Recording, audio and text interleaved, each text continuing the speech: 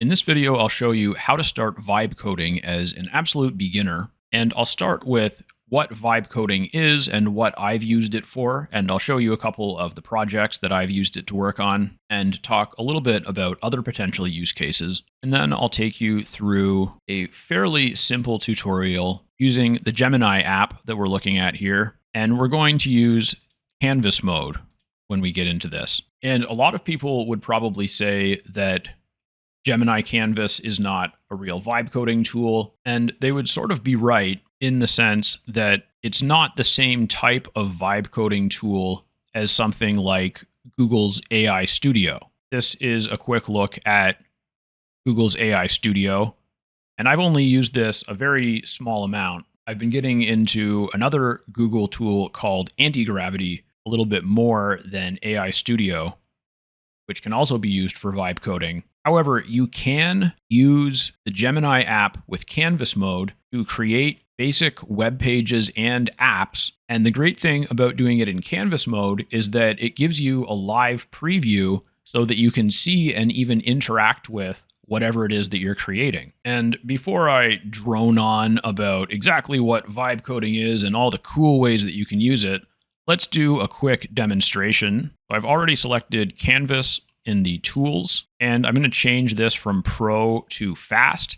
If I was trying to code something complex, I would probably want to use either pro or thinking, but I'm just going to do something really basic right now, so fast will work fine. And the prompt I gave it was actually a little bit tricky. I said, give me a short, no-nonsense HTML landing page with an email opt-in form offering my AI marketing prompts spreadsheet as a lead magnet. Use some clever, snappy copy and a cool, modern aesthetic, and add an unnecessarily fancy-looking light mode/dark mode toggle at the top instead of a normal header. And it came up with this. Let's see if this works. It does.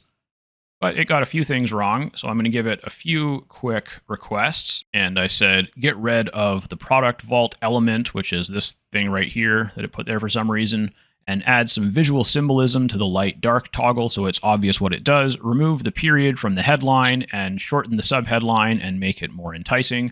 Remove claim your copy and replace trusted by with lover fighter writer. Let's see if it can handle all of that in one shot. Light mode, dark mode still works, but I would say the grays need to be darker on light mode and write your marketing. All right, I think I only had to give it 3 prompts to get it to this point, and it's looking pretty good. And that is what vibe coding is. Here's the code, and I created it just by thinking about what I wanted and communicating that to the AI in plain English. And now all I have to do is go to share and copy contents, and that copies the code to my clipboard. And then I can pull up any text editor, paste the code in here, and save that locally, and save this on my hard drive. And I saved it on my hard drive as an HTML file, and then I opened it in my browser, and it looks like this. And we'll see the toggle still works. That seems very, very bright to me,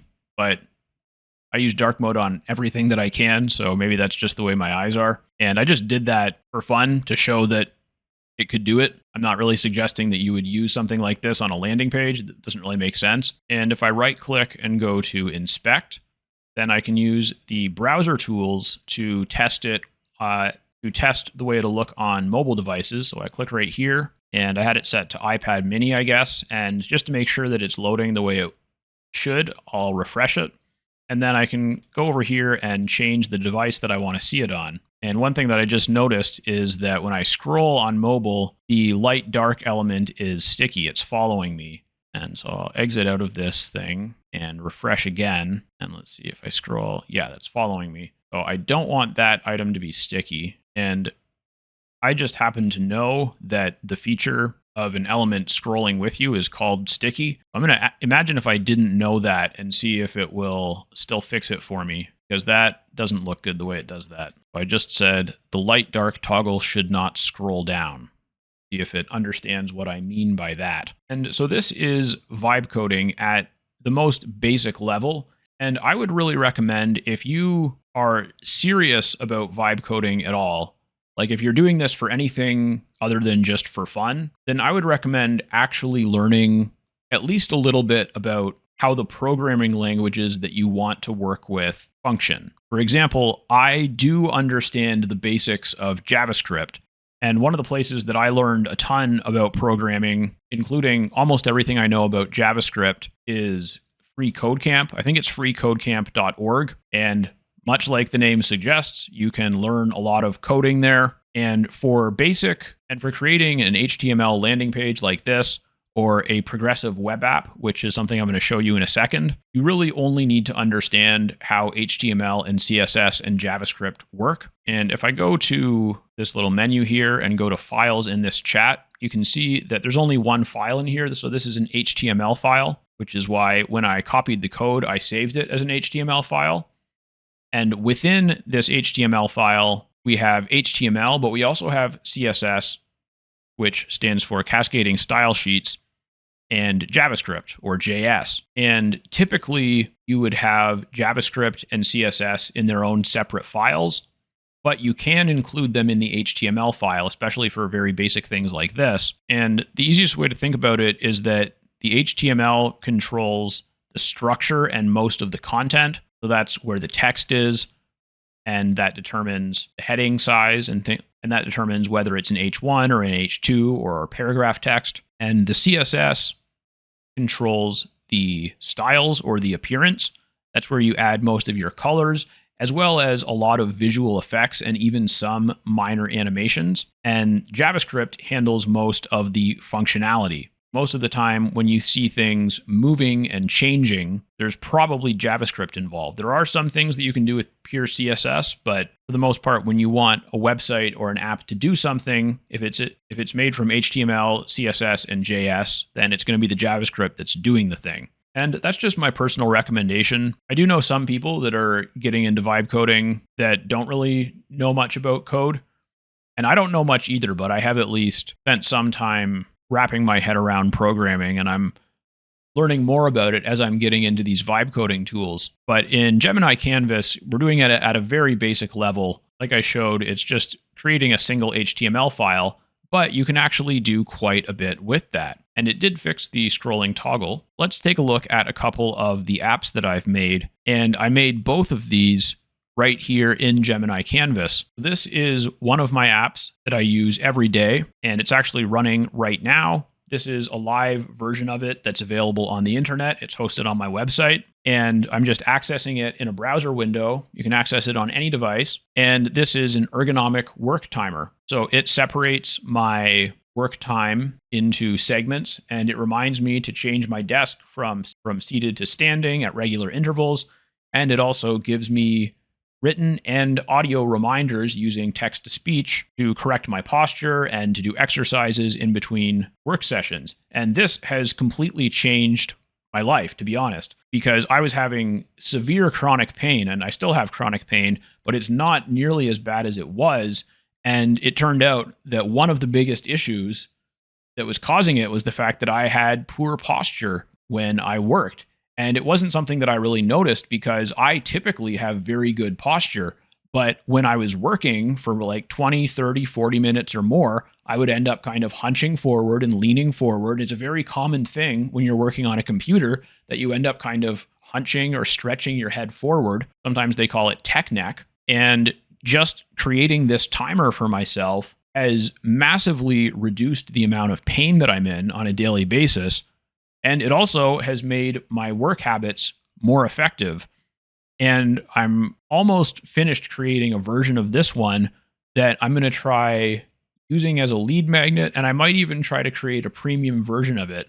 Probably costs like $5 a month or something, if even that. But another thing that I've thought about doing with this is offering it as a white label or a private label software where companies can buy it and apply their own branding, create their own version, and use it for their employees. And the other app that I made with Gemini Canvas is this exercise round timer. And I used to be really into mixed martial arts. And when I did that, I got in the habit of doing most of my endurance skill building workouts in intervals, which is where instead of saying, I'm going to do X number of exercise, like I'm going to do 30 push-ups, you say, I'm going to do push-ups for 30 seconds. That's an interval. And the reason that we train that way is because that's how combat sports work. In an MMA fight, you have a 5-minute round and then a 1-minute rest and then another 5-minute round. And I kind of like to do a lot of my workouts this way. And so I figured, hey, it was really easy to create that ergonomic timer. Maybe I'll just make a fitness timer for myself. And so you can set your round length, you can set your rest period length, and there's a rest period between every 2 rounds. So there's always one fewer rest periods than rounds. And you can choose the total rounds. You can choose whether you want a 10-second warning alert 10 seconds before the end of the round. You can choose whether you want a warning alert before the end of the round and select when you want, 10 seconds by default, which is another thing related to combat sports. And you can also use the app's built-in music or not. You can have it say random inspirational quotes or not. Or you can turn on the combo coach, and the combo coach uses the browser's built-in text-to-speech to call out boxing combos during the rounds. So if I start this, smash, jab, cross hook, it calls out combinations throughout the rounds. Jab, cross hook. And you may have noticed I also included a few sound bites from famous MMA fighters. And again, this is just a personal app that I created for myself, but I really like it, and I use it almost every day for my morning exercise. And although this is just a personal app for me, I could do a similar type of thing as what I'm thinking about doing with the Desk Hero app, in that I could approach combat sports gyms and martial arts places and see if they would like a white label or private label version of this, where, it would have their branding, could customize it in any ways that they wanted. And then they could either just purchase it as a one-time thing and host it themselves, or they could pay me to host it for them. And this is very basic stuff. This technology has existed for decades, but up until recently, it wasn't easy for someone who doesn't understand programming to put together an app like this.